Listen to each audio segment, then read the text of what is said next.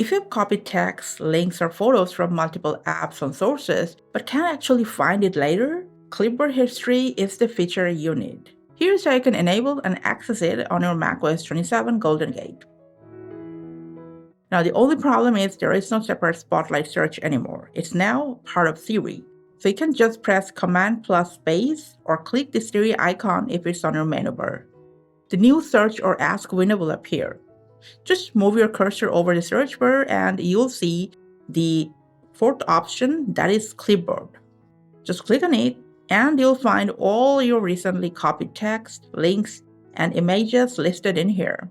You can copy any item from here and then just use it or paste it anywhere you want, whatever reason you have copied it the first place.